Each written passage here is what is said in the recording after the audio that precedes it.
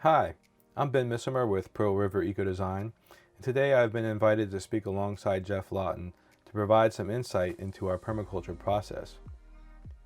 I use state-of-the-art technologies to deliver Geoff high-resolution base maps for him to design from. This technology in my workflow has provided the ability for Geoff to consult anywhere in the world. And we're going to be speaking about how we can leverage this technology to implement design on a broad scale.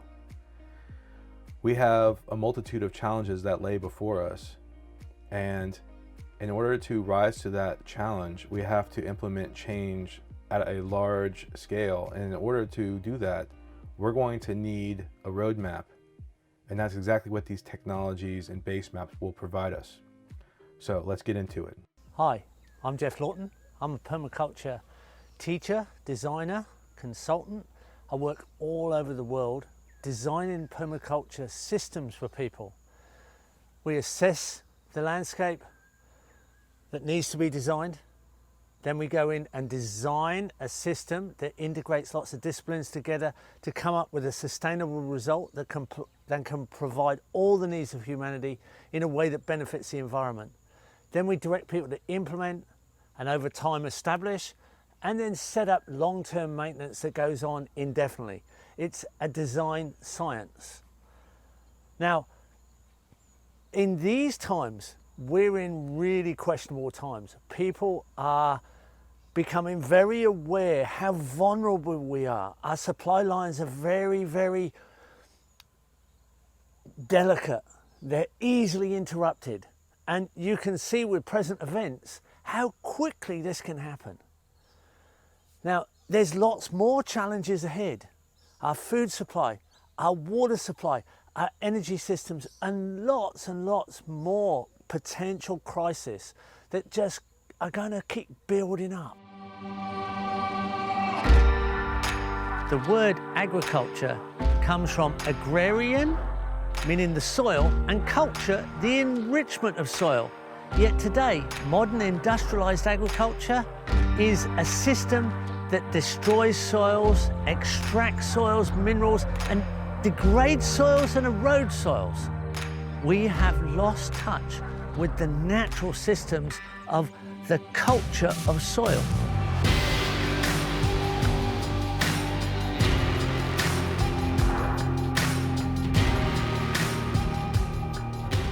Topsoil is the layer that allows plants to grow and is decreasing at an alarming rate because of soil erosion. Most of the main crops of the world are eroding soils at 200 tons per acre per year. This cannot go on because topsoil is the basis of life on Earth. If we look at the present world, as a species, we've lost touch with the natural systems, and industrialized agriculture goes against the laws of nature, and we are not separate from nature. To find a solution, we have to look at nature, and we have to build systems where humanity lives that is 70% forest cover, because it's in the forests that we truly learn. And it's the forests that help us to manage our soil's stability and enable that soil to maintain its fertility. The word permaculture comes from permanence and agriculture, but it naturally leads to permanence in culture. It's a system that focuses on solutions rather than problems. It's the art of working with natural systems to create productive ecosystems that provide all the basic needs of humanity. A design science that begins with ethics and mimics natural systems in any landscape, in any climate, anywhere on Earth. Permaculture is the way we go beyond sustainability and into resilience.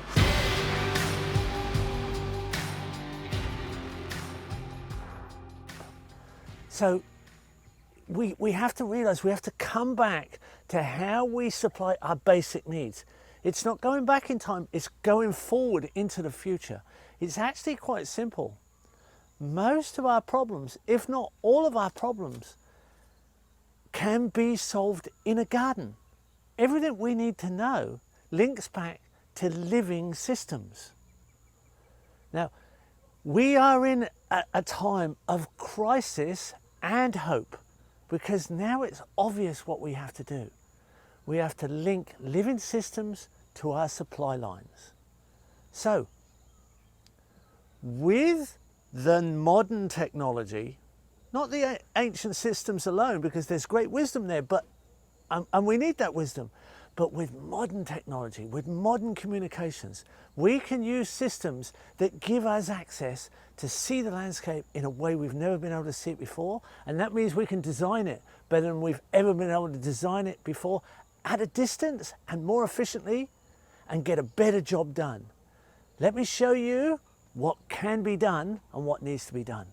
Permaculture is an ethical design science, and science is a body of known facts that we all rely on. Now, as designers, what we do is we see the patterns in those facts so we can put them together and harmonize design. As design consultants, we need to know everything we can about a site, and this is where mapping comes in. Apart from a location, its distance from the equator, north or south, its altitude, and its distance from an ocean, the more we know about a site, the better we can design it.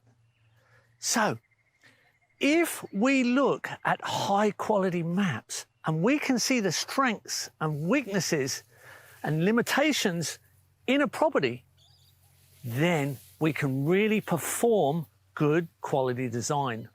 In this video, I'm going to take you through our mapping process, which can be done better than ever before now, and we can do it remotely, anywhere in the world, in any location. We have 3 options to achieve our base foundation data. Number 1, LiDAR. It definitely gives us the most detail if it's available. Number 2, satellite imagery, if it's available again, but it's the next best option. And number 3, still pretty good, is a drone flight with a local operator and a very simple program. It's not too complicated. These will depict the physical objects found on the site. Every tree, every road, every building, every watercourse, every water body, and all the physical objects on site. This is how a digital map should be prepped for any designer. It's from here that we can see areas that are ideal for house sites, roads, food gardens, food forests, grazing area, farm forestry, and areas that are steep that need to be left as wilderness or created wilderness. It's from this that we can create cycles of abundance, where we can create ongoing fertility that will outlast us.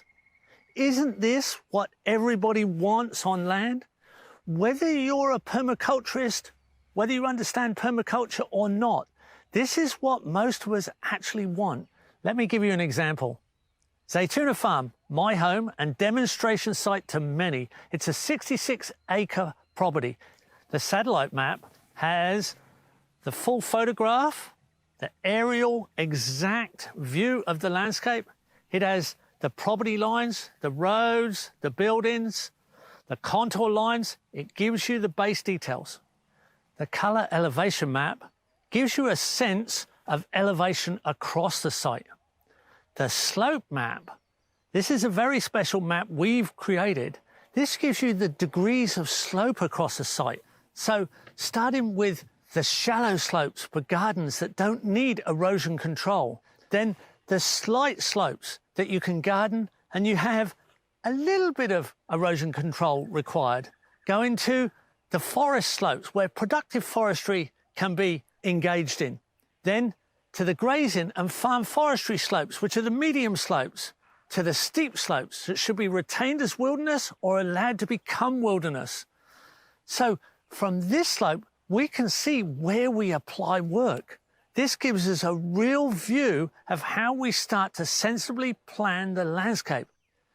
We can also go from an individual property level to a community level, where at a greatly reduced cost per household, we can map a whole catchment so the community understands the catchment island that it's sited in. So each person, each household has an understanding of the land use that's appropriate for a system that creates a stable, productive ecology within the region. This is where we really start to move forward with serious land restoration. In this part of the Shannon Valley, which encompasses 2,000 acres, we pulled the data with LiDAR and satellite imagery. And this is a demonstration of how water flows through each and every property in this part of the catchment. It's dubbed hydrostrobing.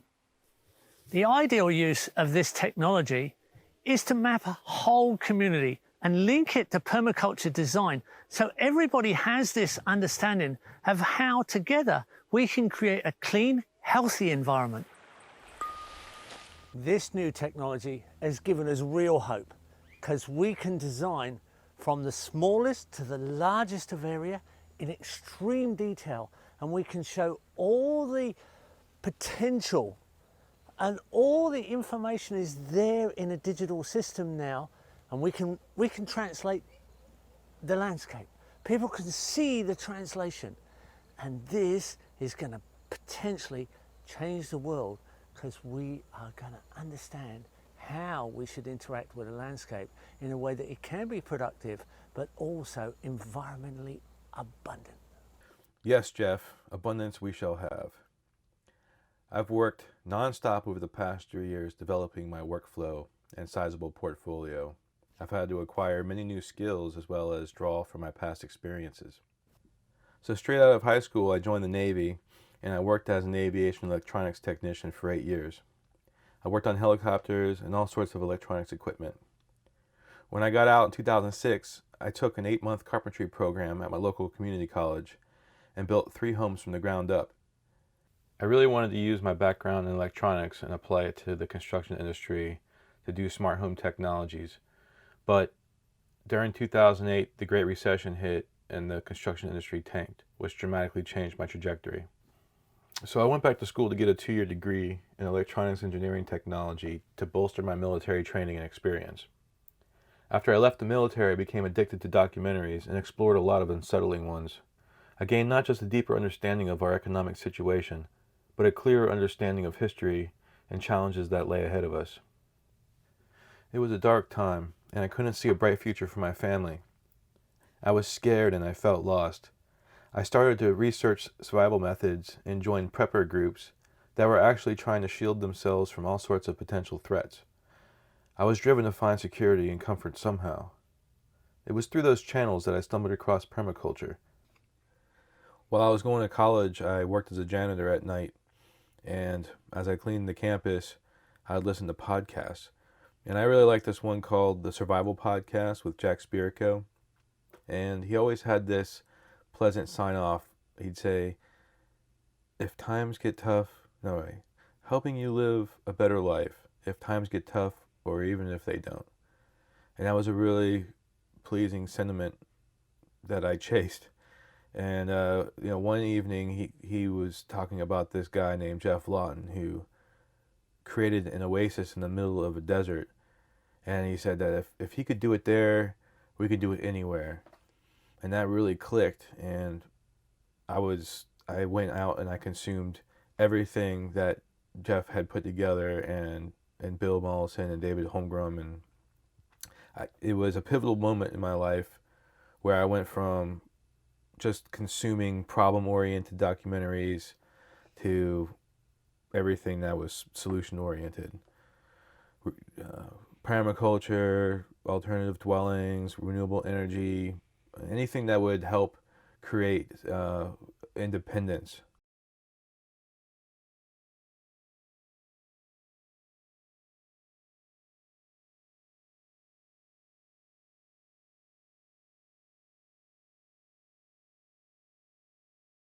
I wanted to use my newly acquired degree in automation and somehow apply it towards agriculture. I also took a class in solar panels and solar hot water heating systems, and I wanted to work somewhere in the renewable energy field.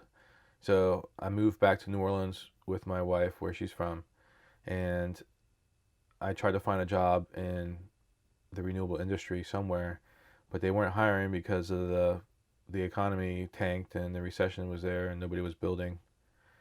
So I got a job working for a marine electronics company, and then eventually I worked for the Port of New Orleans.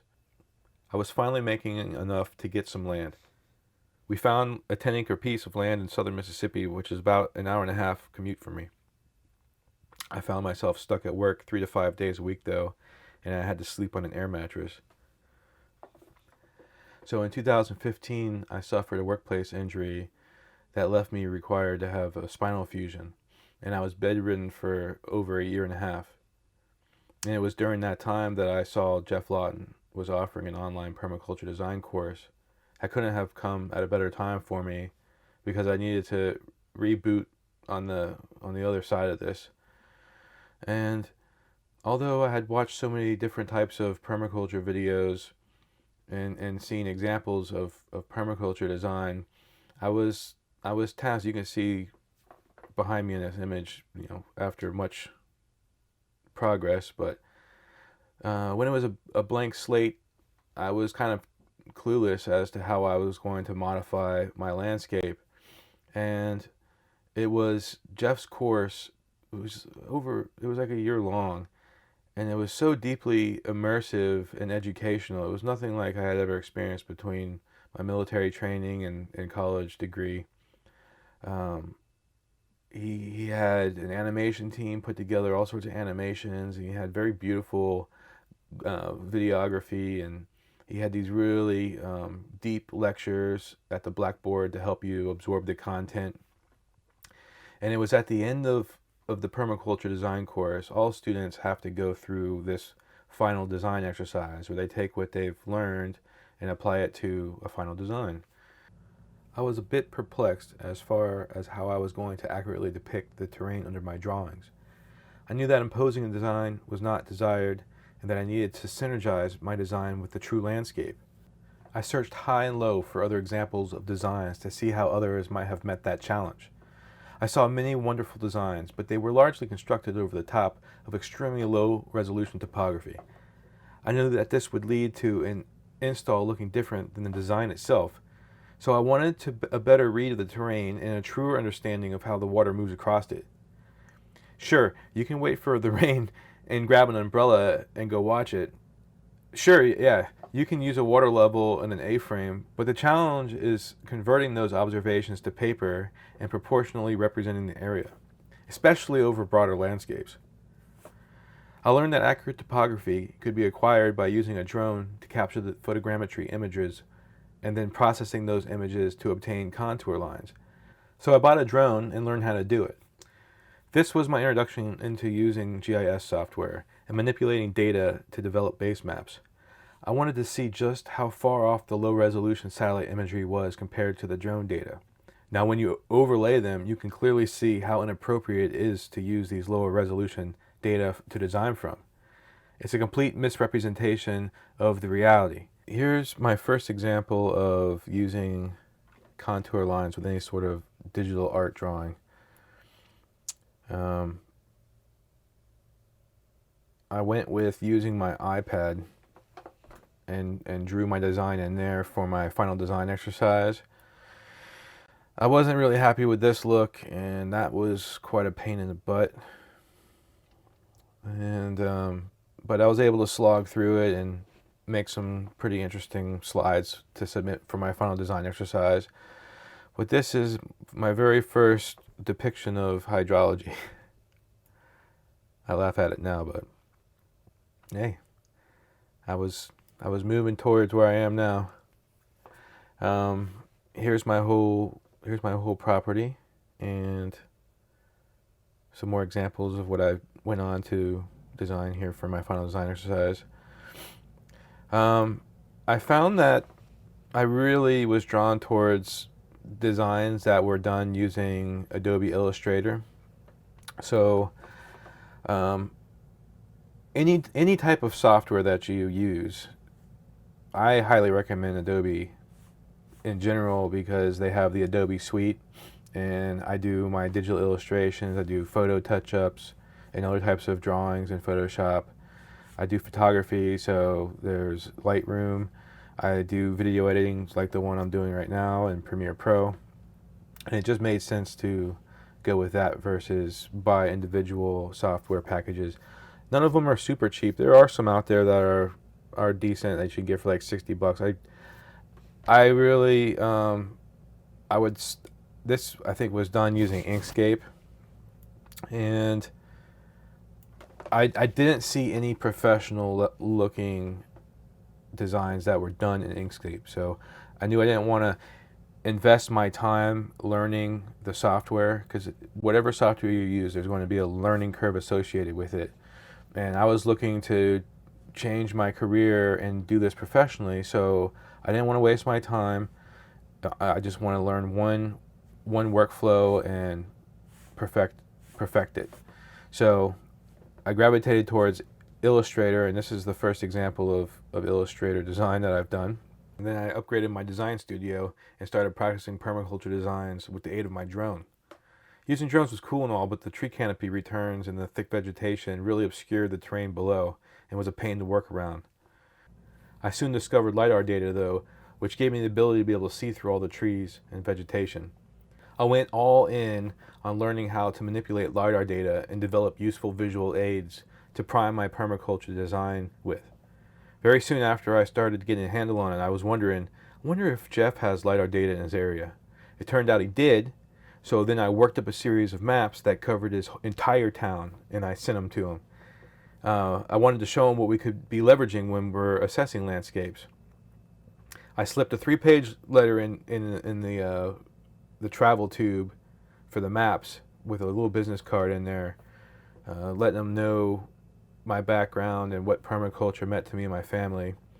And shortly after, he gave me a call and invited me to come. He invited me to come work with his consultancy team. And since then, we've done dozens of projects around the world now. And beyond that, I've done over 100 maps. And I've also been featured at Esri's annual convention.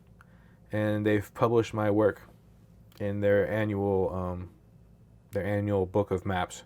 I'm truly honored to be able to be working alongside my hero and with many other permaculture designers out there in the world. But we have a short window of opportunity for us to be able to affect change in a timely manner. The amount of just environmental degradation and loss of life, the aquifers being pumped dry, and everything else that is, if we fail on any one of those measures, that is a wrap. But we have the design science, we have the technology to be able to model our landscapes and give marching orders to the 7 billion occupants of this planet, and we could terraform this into just a ridiculous state of abundance. I can see it clearly, and I'm only, I feel like an army of one a lot of times, and I can't do it for every square inch of earth. I'm going to need a legion of GIS analysts and permaculture designers to follow us into this. Here we go. Welcome to the lab.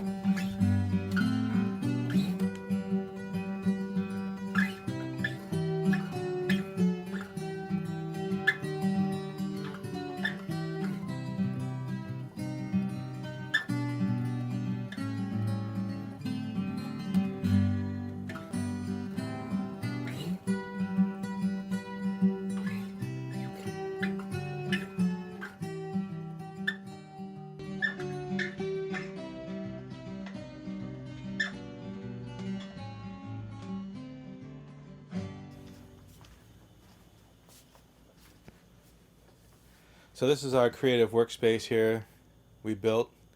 We do a lot of music playing and recording here. did a little bit of scientific research and study. And we built these pretty souped up machines here that enable us to do a lot of cool things. They're very powerful, and I use them for my videography, 3D rendering. I do a lot of geoprocessing against LiDAR data and other GIS data for making the maps that I make. And aside from that, we do a lot of other digital art, 2D animations, 3D animations. So I just wanted to kind of give an overview of the space here and show you what we do.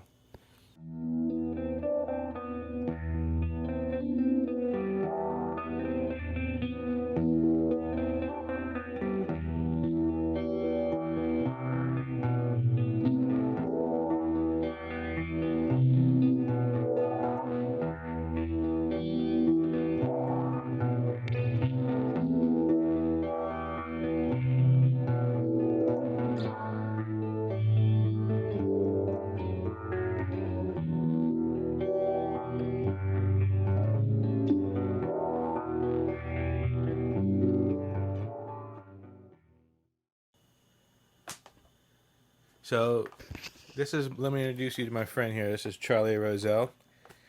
We did a little growing up together in Florida before I moved off in the military. How old were we, Char? Yeah, we were 16, 17 years old. Look at this. Bag boys at the local supermarket. It's nice to have him here. He moved on the homestead back in 2016 with his family and his wife and 2 kids. And since then we've done so much developing here on the homestead. It's been really neat having a friend here and seeing things really take shape.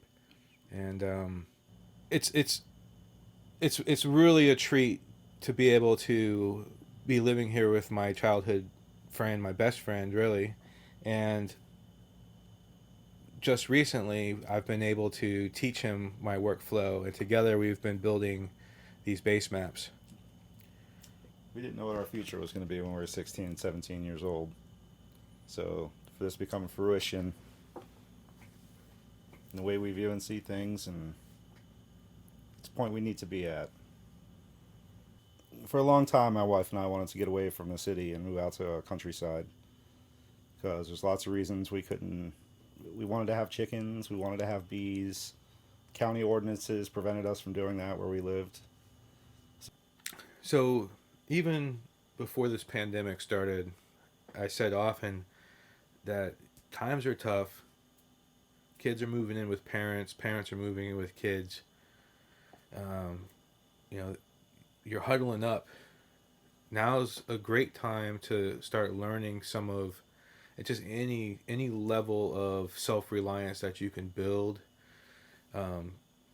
Collaborate with others, trade things with, establish that network.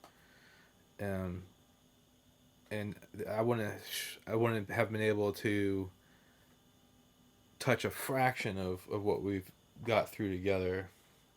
It's many hands make light work, they say, right? So I'm very appreciative of you guys coming here and helping out in all the different ways that you have done. And I'm grateful too that you've stepped up and learned this workflow, and you're helping me expand this business and be able to take on larger projects and more projects. It's been fun. Working on a computer is really fun. Illustrating, not coming from any sort of computer background whatsoever.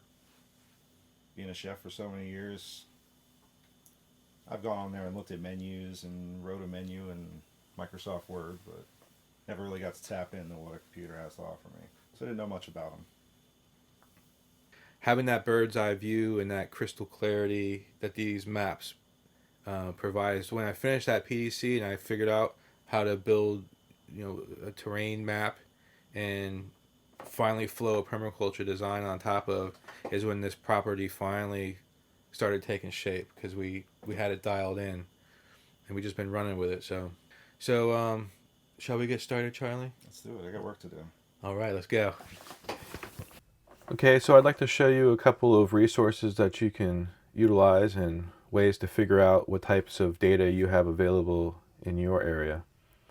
I have a pretty nifty little website here you can go check out.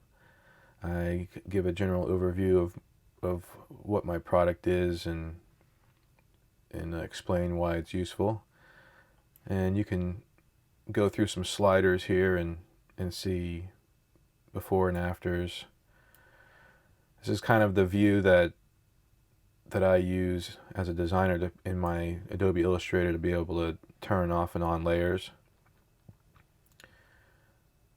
to gain different understandings of the landscape, and then eventually be able to render a design on. I also have a YouTube channel you can check out.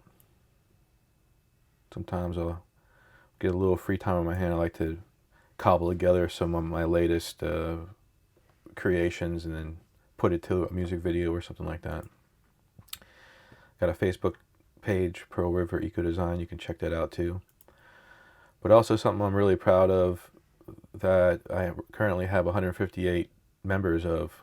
I put together this board of all my web-based tools for doing permaculture design, data acquisition, little links for dealing with drones. Scroll through here. We got soil analysis, compost, water information, rainwater, solar analysis, climate data. So it's a pretty comprehensive gathering of useful tools here. But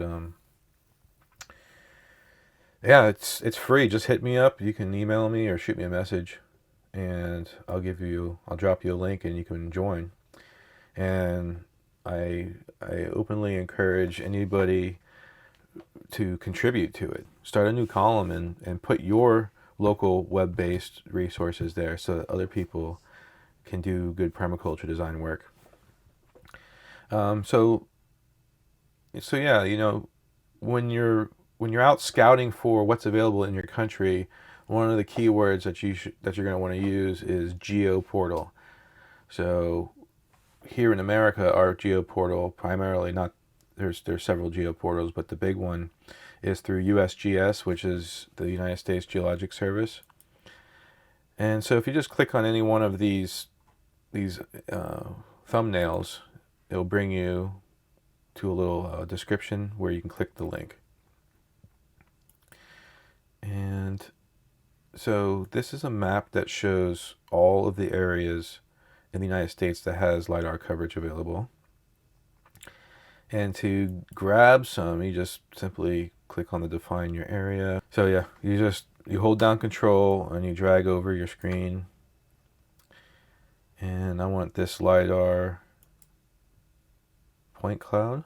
So you just click on that and then choose to download those files. So aside from pulling LiDAR data down, you also want to be looking for other things to bring into your map, like state borders, county borders, school locations, roads. There's a lot of things out there. If you look for any of those things, just use the search word shapefile after it, and you'll be able to come across all sorts of different things. I did some searches for what I can find in the state of Mississippi here. Just to give you an example, I'll click through a couple of them. State border, that's cool. Let me go back one here and click on other data that you can find. And there's all sorts of geo-reference things that you can download.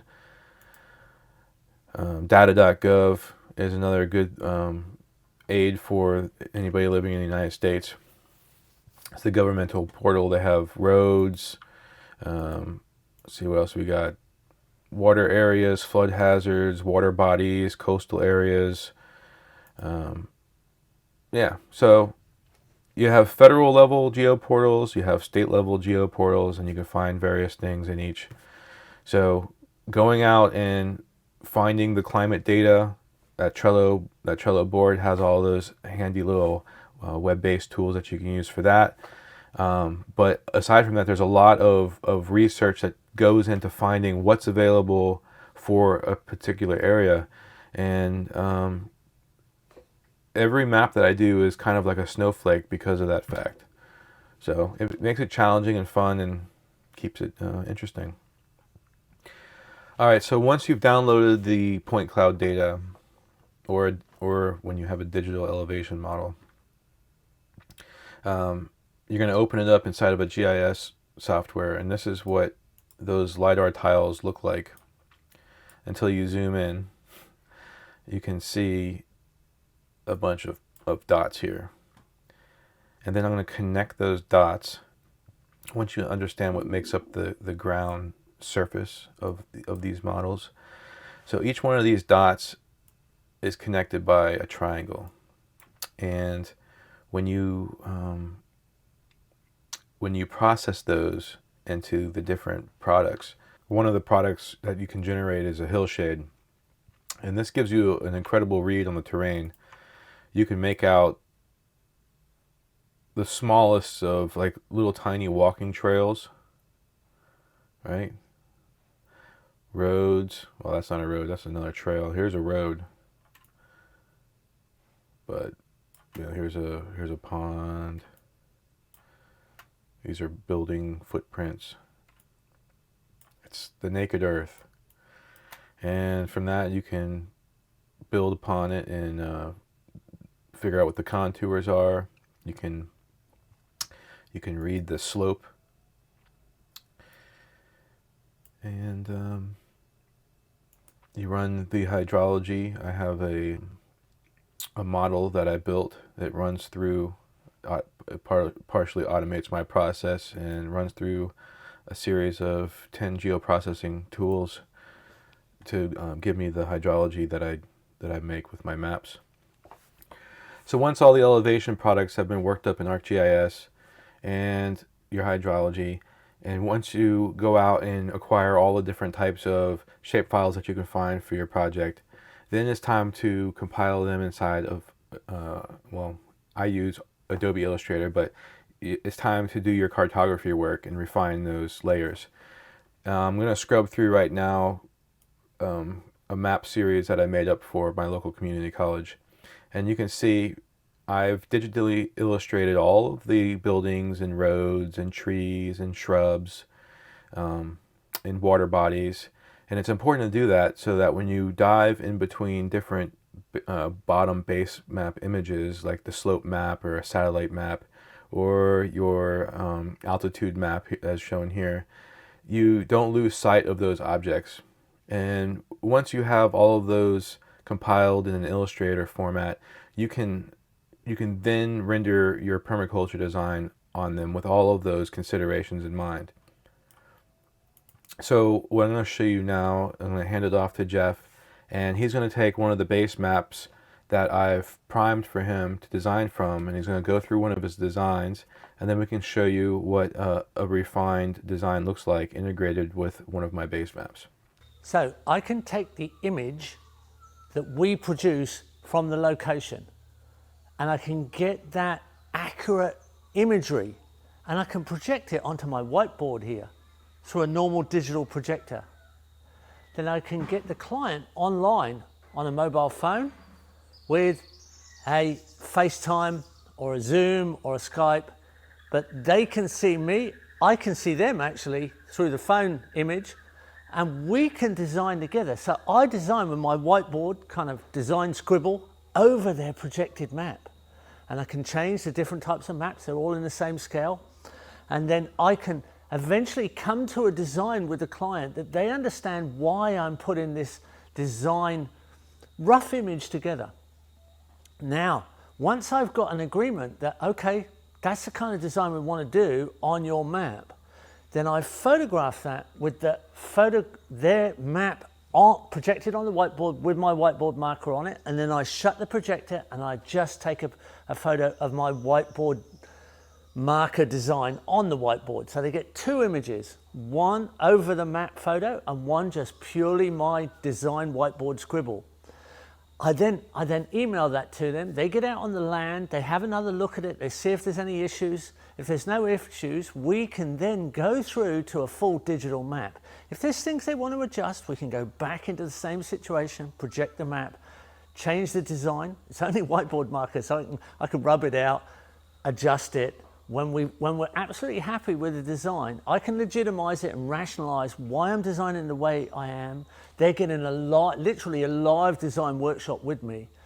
Once we're happy with it together, we take it through to a digital design, and they get that beautiful design with all the meteorological data and lots of extra information and a key of all the symbols. They get that to work with. And now we're in a situation when we can move towards implementation. Now we can direct that implementation very carefully. The exciting thing is we can do that over a large area for almost the same price. And if individual landowners within a catchment, within a bioregion, want to share the cost, it's extremely cost effective. It's really cheap comparatively, and it's really efficient. And over the larger area, everybody in that bioregion, everybody within the catchment understands why certain areas should be in forest, why certain areas can be easily cropped without much erosion control, why areas can be in productive trees but need erosion control. They get to understand the translation of good design over the whole landscape. That bonds the community together into action. And this is potentially the new normal, the new future. What we need is good bioregional planning, and we can mind map that. And here we go, we've got an animation for you that you can see the mind mapping of all the requirements for a really sustainable community.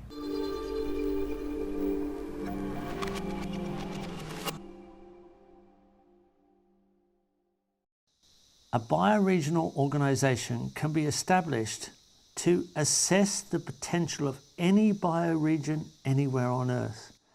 And the main categories are food and food support systems, shelter and buildings, livelihoods and support services, information, media, communication and research, community and security, social life, health services, future trends, transport services, appendices of maps, publications of the bioregion. The first category, food and food support systems, the criteria being native and economic species, organic and biocide-free products of good nutritional value. And the first, plant resources, then animal resources, then integrated pest management, IPM, processing and food preservation, markets and outlets, and support services, products and food production. In plant resources, there would be nurseries and propagation centres with tissue culture and sources of inoculants and mycorrhizae. Also, plant collections and botanical gardens, economic plant assemblies, also including aquatic plants. Research institutes, horticultural and pastoral agencies as specialists. Seed sources and seed exchange, where seeds can be exchanged by growers on the ground. Native species, reserves and nurseries, where native species are still in place, and nurseries that propagate and save seed.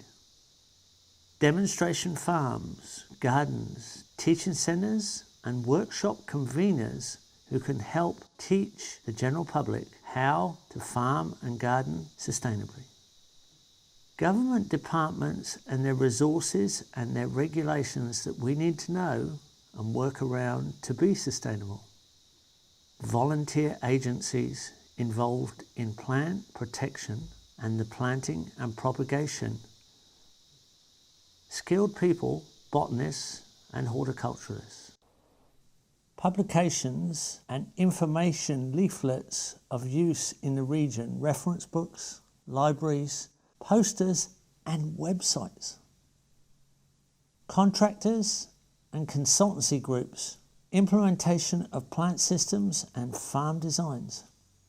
Produce products and producers in the region, the growers, and checklists of vegetables, fruits and nuts which can be grown in the region and species useful for other than food production.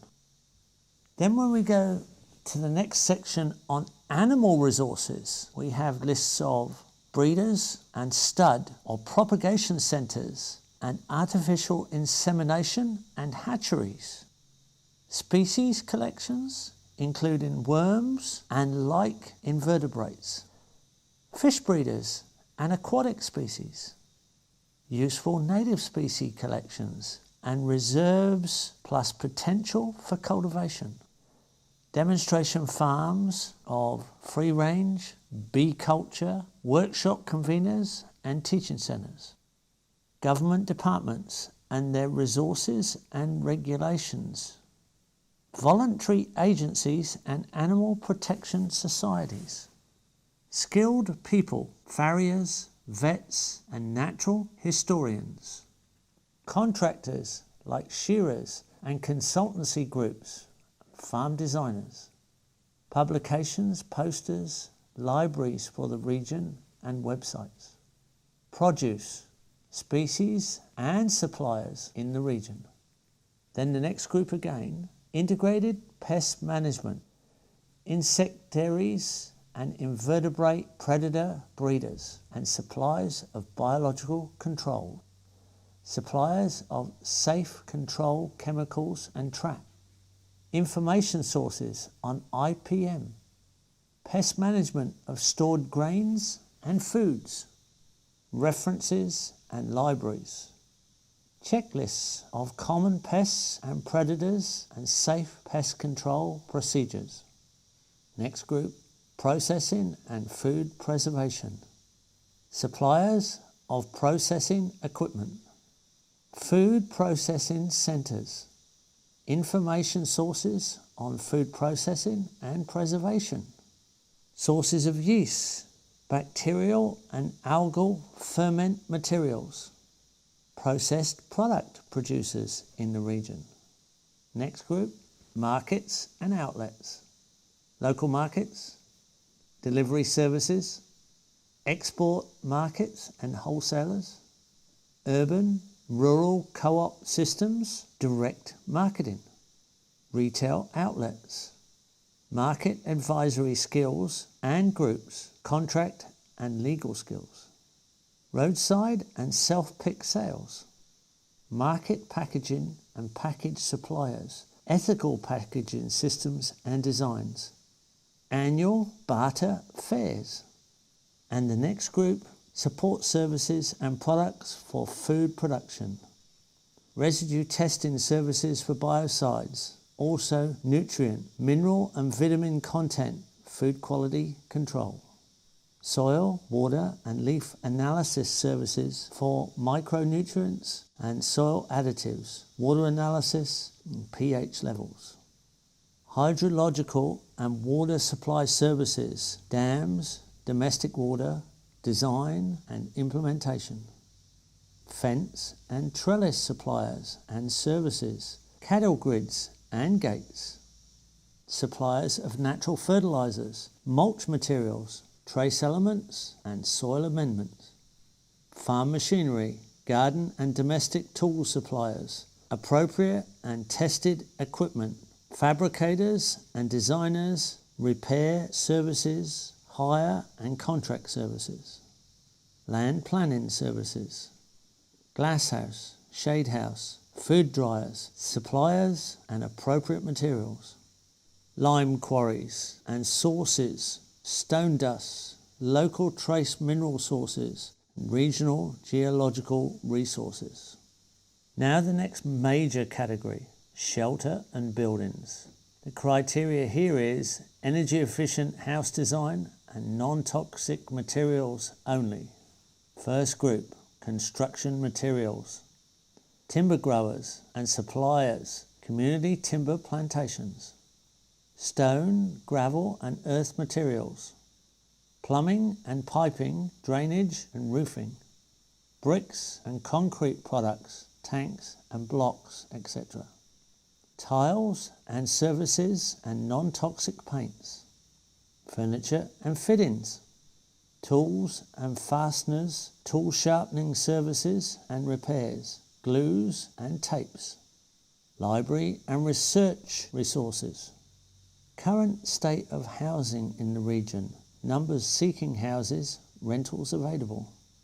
Sources of toxins and unsafe materials in buildings, appliances, furnishings, paints and glues and high voltage equipment. Next group, energy systems. Home appliances for energy conservation and efficiency, energy saving and insulation. Hot water systems and solar systems. Space heating and house design for the region. Power generation systems for region, current and proposed. Appropriate technology groups, research centres and demonstrations. Designers of low energy home systems and buildings. Sources of information, publications, trade literature and library resources. Reliable contractors and builders. Next group, waste recycling. Domestic sewage and grey water disposal, compost systems and organics, solid waste disposal and collection, boxes, bottles and plastics, occupations based on waste recycling. The next major category, livelihoods and support systems. And the criteria for this is concept of right livelihood or socially useful work, durable and well-made items.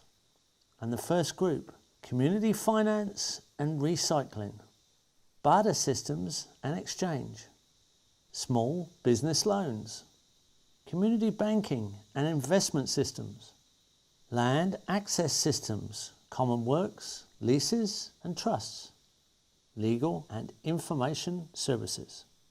Then the next group, livelihood support services, small business service centres, skills resource bank, business, legal and financial advisory services, volunteer and retired people, self-employment, work from fulfilling regional needs and job vacancy lists, training courses in the region.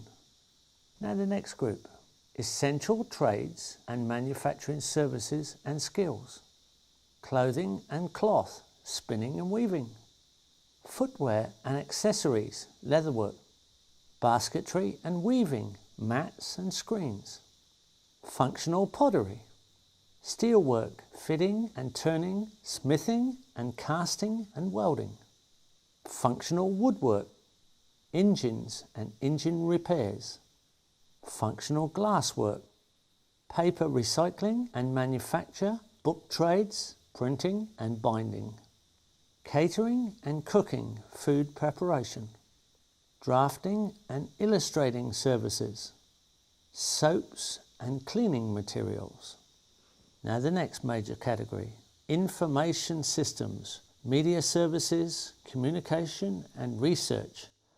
And the criteria here is essential community information, aids and research.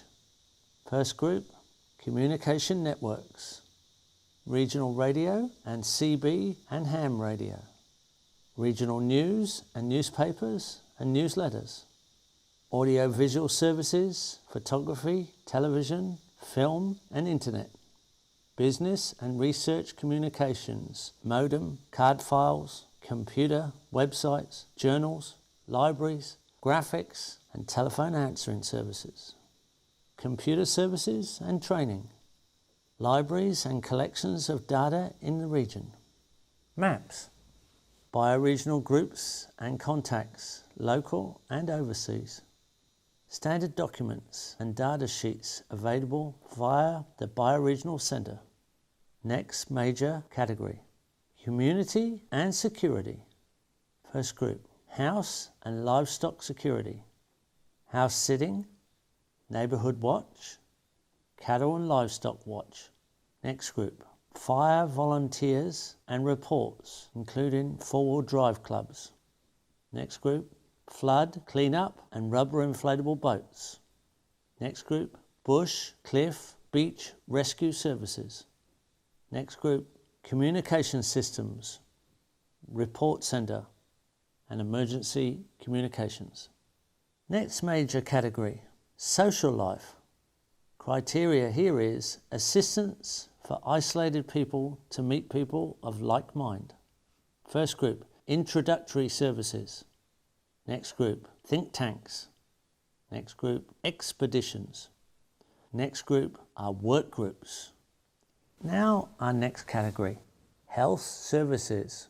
Criteria, basic, preventative and common ailment treatment, necessary hospitalization, accident treatment, and local resources. First group, medical and pharmaceutical services. Next group, surgical and hospitalization services. Next group, gynecological and midwifery services, home birth support. Next group, profile of morbidity in region, life expectancy, infant mortality, causes of death, ailments in order of importance under accidents, injuries, infectious diseases, addictions and drugs, genetic and birth defects, nutritional problems. Until these are listed, no region can assess health priorities. Next major category, future trends and potential threats to the region as a series of research essays. First group, sea level rises, greenhouse effect. Next group, ozone depletion. Next group, water pollution and biocides, radioactives and chemical or waste pollution. Next group, financial collapse and recession. Next group, implications of policy making. Next major category, transport. First group, barge and sea systems. Next group, draft animal systems. Next group, joint or group delivery cartage. Next group, innovations, local fuels and new sorts of vehicles. Next group, transport routes and bikeways. Next group, air and ultralight craft, including blimps. Next major category, appendices, maps, bioregional map, geological, plant systems, soils, sources and references to map suppliers, regions and parishes, land titles, access and roads, reserves and easements, rivers and water supplies. If all these essential services are listed, deficiencies can then be noted and leaks of capital detected. Then there's immediate and obvious categories of jobs that are vacant. And in addition, there is a modest investment or funding of these to be set up, itself being a job. Then capital can be allocated to train and equip people to fill these gaps, and they're obviously worthwhile and should be made available. Then basic needs are supplied locally, and research and skills will also reveal work in producing the excess for local trade. This excess can also be as information and education to other regions. We can stabilize communities. We're always doing land development to provide people all their needs. So once you can do this, you can combat ill health. You can combat hunger. There's no need for anybody to be hungry. You can look at joblessness. There's no need for unemployment. There's lots of meaningful employment out there. You can stabilize the environment so it stops collapsing and it keeps improving. And you can develop a permanence in culture so that we can all have a meaningful life and understand how we should interact with the world at large. This is what we need to do. Wow, Geoff, that was quite a comprehensive list you had there. It can all be found on page 510 in the Permaculture Designer's Manual. So we know what constitutes a self-reliant community. Um, and there should be no shortage of jobs. There's plenty of work to do that needs to be done. And the question is, how do we approach large communities to get this done? We can't nickel and dime our way into success. It has to be a state of viral action where the majority of people are compelled to move in a positive direction. And we can direct them to move in that direction. So, whether it's a conservancy program, a state or country or county, a local community organizer, a local government, who's going to be calling upon all of the many, many thousands of permaculture designers that have graduated their permaculture design courses and gone home to build up their homesteads and demonstration sites? We need to seek those people out and put this technology into their hands so that they can advise their local communities en masse. We have to be able to scale this up and develop strategies to scale it up quickly. So how do we develop a systematic approach on a broad scale? I've got a couple ideas of how we can go about doing this. Let me share. So this is a list of all of the community colleges that are found in my state. There's 15 of them. And what I've done is map them out and circled their main campus locations with a 5, 10, and 25 mile radius. And I've done this so that you can see just how much of the state there is coverage within that 25 miles.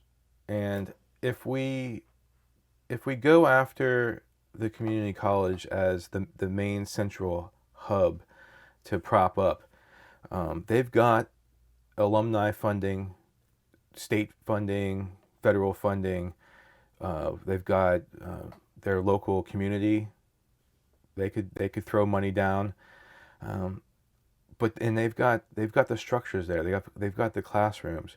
But what we could do is we could design and build them an edible landscape to where they can teach indoor and outdoor things that pertain to permaculture and other regenerative agricultural techniques, but also showcase all the latest technology that could assist in our efforts. They can showcase alternative dwellings, animal husbandry, renewable energies, all sorts of things. We just run through a list in the bioregional list that Geoff rattled off. There's plenty of things that they could be teaching, and these are the things that are going to be able to, if they taught those things to those students, and then those students then went out into their local communities and propped up their own jobs, then we can have a circular economy that's centralized around an agrarian lifestyle, and it would be deeply healing to the planet. It would ensure food security, and I think it would build community, and it would stabilize a very hostile situation that we find ourselves in. So I think that's a good idea to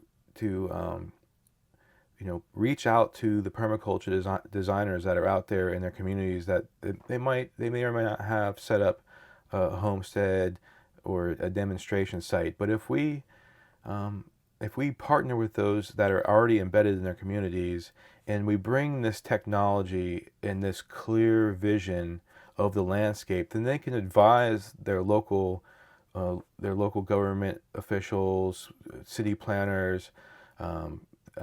They can team up with conservancy efforts. They could in forestry efforts, setting up nature corridors.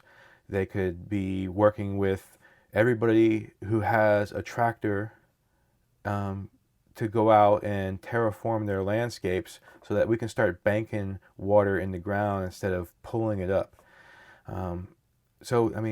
We could be deeply impactful if each community was to focus and proliferate inside that 25-mile radius. If every college campus in every state and country and of the planet, then we could act in unison almost and rapidly change the situation.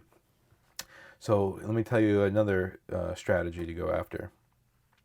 one way to slice the pie, if you will, is to target a watershed area. And for the state of Mississippi, there are 50 subbasins and 1,475 subwatersheds that are found within those subbasins. And I've continuously pushed the boundaries of my computer hardware to see what I can get away with. And I'd much rather do an entire town or a watershed area versus a 10 or 100 acre property, because the steps required for me to go out and find the data, manipulate the data in GIS, and then refine the cartography in an Illustrator program, it takes 2 to 3 days, generally 20 to 30 hours to do a smaller scale property. But a larger watershed, I can get out probably 2.5, 3 weeks. And instead of, if there is a designer in an area and he was going around town doing designs, it would be better for him to have the entire watershed area and then just reference that, instead of coming back to me time and time again and waiting in queue and then making me go through that process. So it's more efficient and more cost effective to do it that way. What I've done is I've picked a watershed here based on where are the indigenous lands in the state, and I've so you can dive in on that and see that this has the most amount of indigenous lands on it. There's a lot of watersheds in this state, and if I was to do all of them at a pace of 3 weeks a pop, it would take me 53 years to do this. There's plenty of land out there to be processed and designed upon, and we're going to need hundreds, if not thousands, of GIS analysts working in tandem with permaculture designers and digital illustrators to be able to pull this off. So there's 48,500 square miles in the state of Mississippi, and 1,475 of these subwatersheds, which means an average of 30 square miles per watershed. This particular watershed was 50 square miles, and you can see how many properties are inside of it. Depending on the watershed, if it was a whole town, or there might be a more populated area.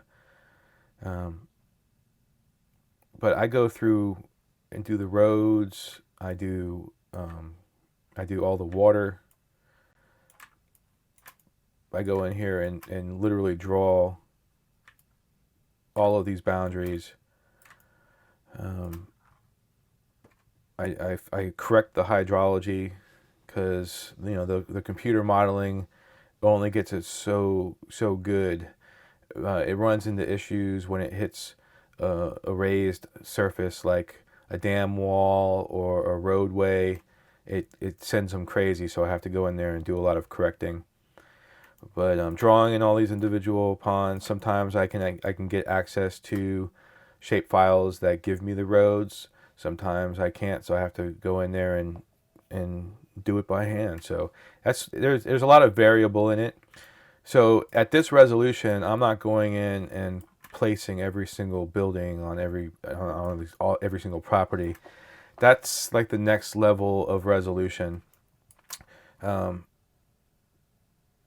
But there's plenty of information to be had on at this scale. I can turn all my different layers on and off, so you can see the terrain better, right? Swap out my property lines for black ones. There you go. So every single pond was drawn, every single little stream was checked, and we can look at slopes for the entire landscape.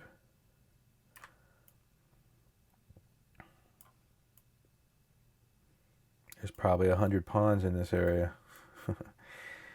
But yeah, I mean, you can advise for the entire area in an extremely high degree of resolution. And when you need to go and develop, this is where the designer or whoever in the watershed would have this giant watershed that they can zoom into, but then you can just carve out sections of properties and then develop them more. Place all the little, the trailer and the pool and the house, all those little objects in there you can illustrate at that time.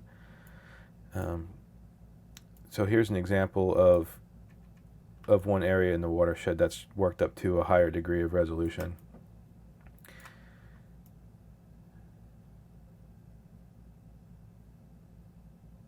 Yeah. Let me show you a virtual tour that I constructed of my local community college here in Poplarville, Pearl River Community College, where my wife works and my daughter attends. And I volunteered, went there, flew the drone around. I worked up an entire map. We made trifolds. We've approached the staff there, and my daughter just 2 days ago sat down with the school president to present the map and show him this exact video, and he was pumped.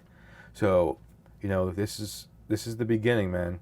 If we can implement this here at this campus, and he could talk to all his buddies in the other 15 colleges to do this, model this in their community colleges, I think we're onto something. Hi, my name is Ben Missimer with Pearl River Eco Design, and today I'm here with my daughter Mia Missimer. Come here. Come here. It's all right. We got another camera going here. She's part of my film crew. She might be popping in here from time to time.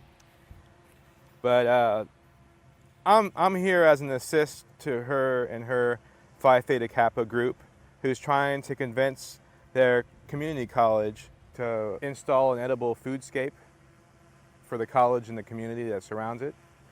And today I just kind of wanted to give you a virtual tour.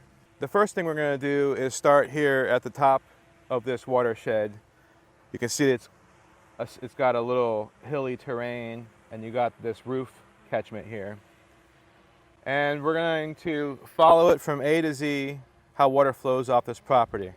So come on, Mia, we're going to leave this here.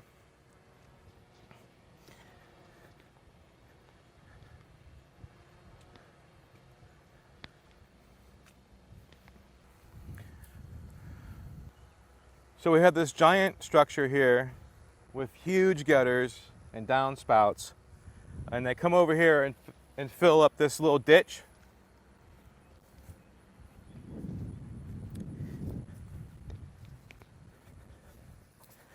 This ditch here, right?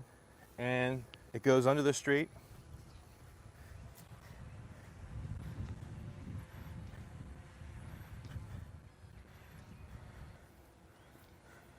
So we're traveling off the roof here, down the spouts, under the road, and onward.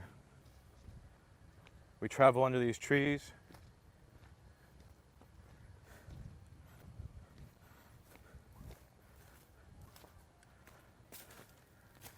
You see? Goes under this bridge here.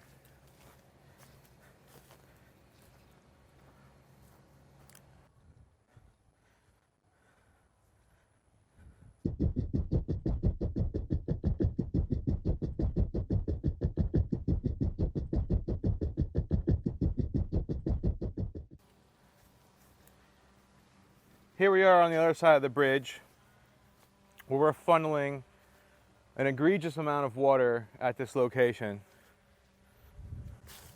You have this wide open, narrow grass space here that we could populate with aquatic loving species. We're also piping another culvert into here. I'm not sure exactly where this originates. I'm guessing a storm drain somewhere, or maybe they have a collection of downspouts off their roof dumping here. Not quite sure yet, but that's 2 volumes of water coming in. The only thing is, what are we picking up from the streets and any sorts of contaminants? we can mitigate by propagating a bunch of reeds and water filter type plants in this space here as we move further down the slope. Right now, we got water coming off the roof down this valley, and it's actually they have it hooking right to fill that pond off to the right, or in front of us, I should say. But we can easily change that culvert to bypass that direction and shoot left to where we can use it on this landscape. So let's go check that out.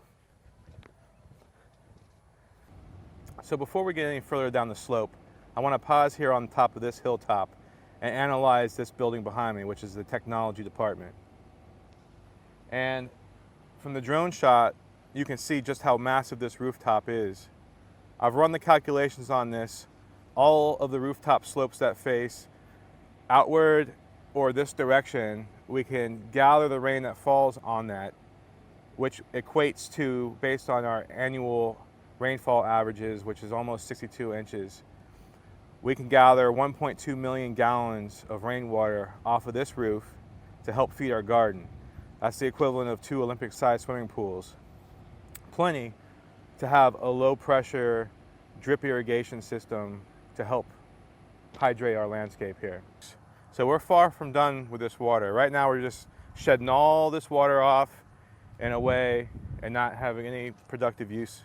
No ability for it to linger, penetrate the ground, recharge aquifers, no ability to hydrate any trees or crops with it. It's just wasted. So we can change that easily with just a little switch and a little reroute of this culvert here. So that's an easy fix.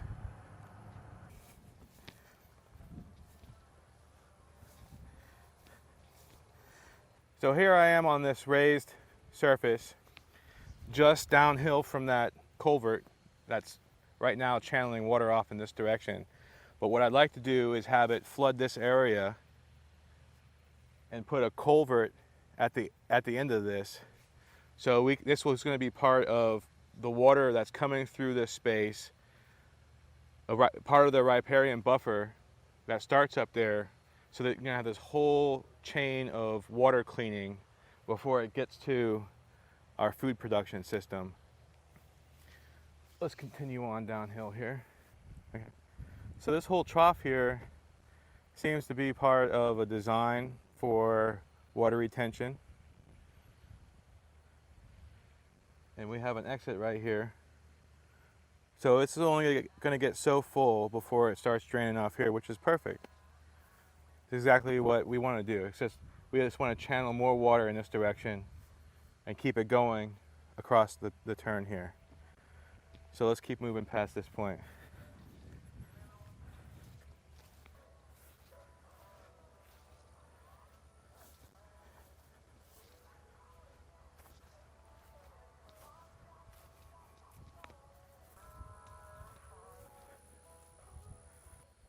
So one of the cool features of the space, being remotely close to this gym over here, they have an integrated frisbee golf course.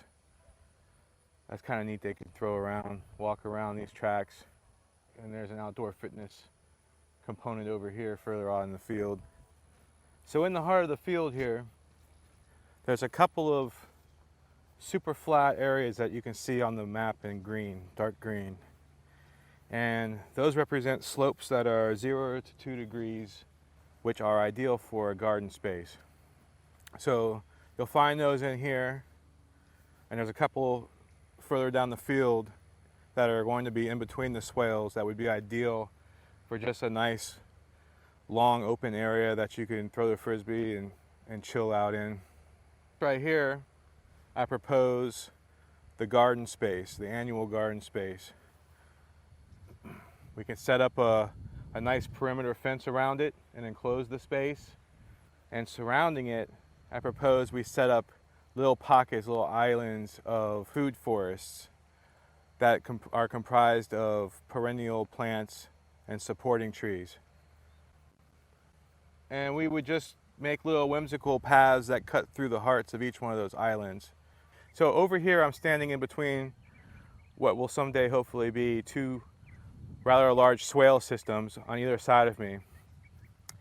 And as the water is cleaned and sent through all of the other areas that we've already gone over, it's going to fill this swale with water.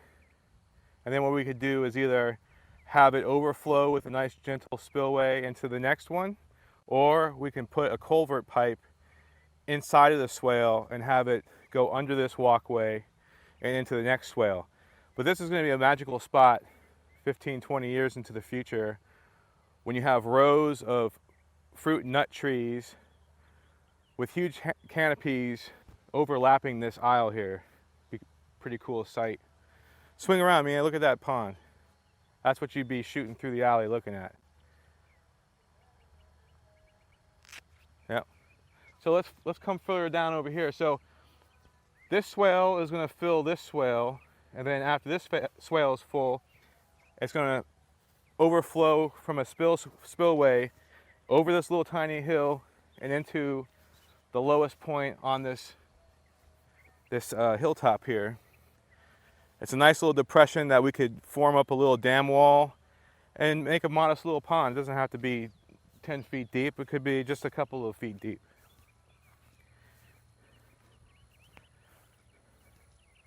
You can hold a substantial amount of water in here.